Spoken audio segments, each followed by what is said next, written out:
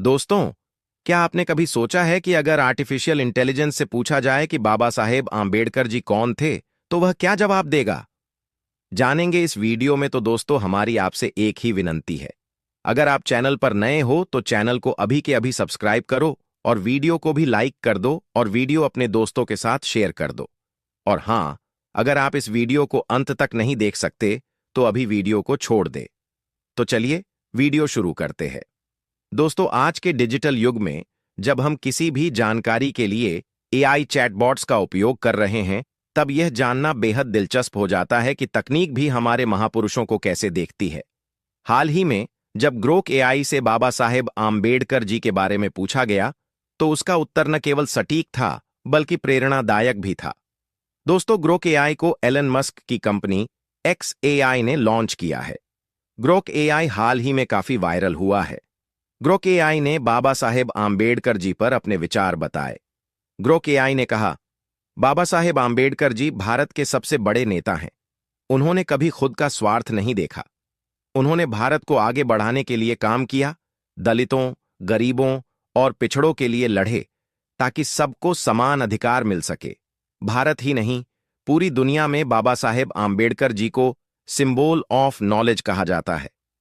कई बड़े लोग उनसे प्रेरित हैं, मगर भारत में जातिवादी लोग बाबा साहेब आम्बेडकर जी को झूठा बोलकर उनके खिलाफ लोगों को भड़काने का काम करते हैं। लेकिन बाबा साहेब आम्बेडकर जी ने हर भारतीय के उत्थान के लिए काम किया। मगर दोस्तों, क्यों महत्वपूर्ण है यह उत्तर? यह उत्तर सिर्फ एक मशीन द्वारा दिया गया टेक्स्ट नहीं है, बल्कि यह एक ऐतिहासिक सच्चाई है जिसे आधुनिक तकनीक भी स्वीकार कर रही है। यह दिखाता है कि बाबा साहेब आम्बेडकर जी का योगदान इतना महान और व्यापक है कि अब एआई भी उनकी विचारधारा को पहचानने और सम्मान देने लगा है। बाबा साहेब आम्बेडकर जी ने अपना पूरा जीवन सामाजिक न्याय, समानता और शिक्षा के प्रचार प्रसार में लगा दिया। उन्होंने भारतीय संविधान की रचना में महत्वपूर्ण भूमिका निभाई और समाज के कमजोर वर्गों को उनके अधिकार दिलाने के लिए संघर्ष किया। आज उनकी विचारधारा सिर्फ भारत तक सीमित नहीं है, बल्कि वैश्विक स्तर पर भी लोग उनसे प्रेरणा ले रहे हैं। अगर हम गौर करें तो बाबा साहेब आम्बेडकर जी का ज्ञान और उनकी सोच तकनीक और विज्ञान के बेहद करीब थी।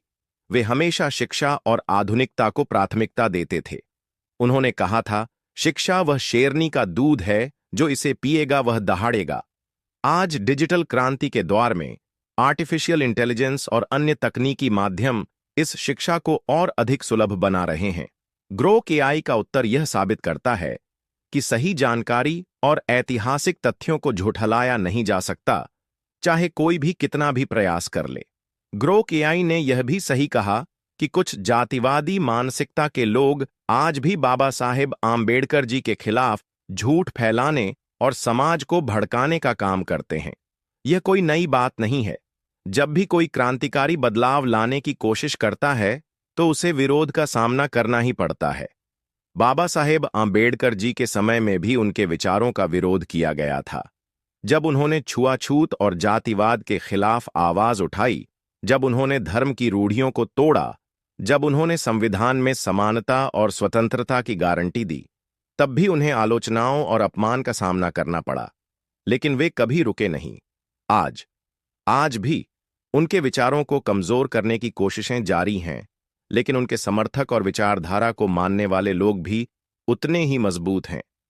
यह बात सच है कि बाबा साहेब आम्बेडकर जी को केवल भारत में ही नहीं, बल्कि पूरे विश्व में सम्मान दिया जाता है। वे न केवल भारत के संविधान निर्माता थे, बल्कि एक महान अर्थशास्त्री, समाज सुधारक और शिक्षाविद भी थे।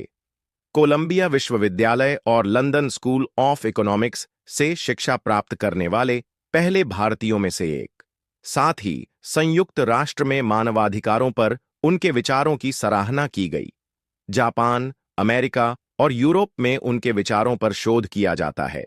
आज भी कई देशों में उनके विचारों को पढ़ाया जाता है और उनके द्वारा सुझाए गए सामाजिक सुधारों को लागू किया जाता है।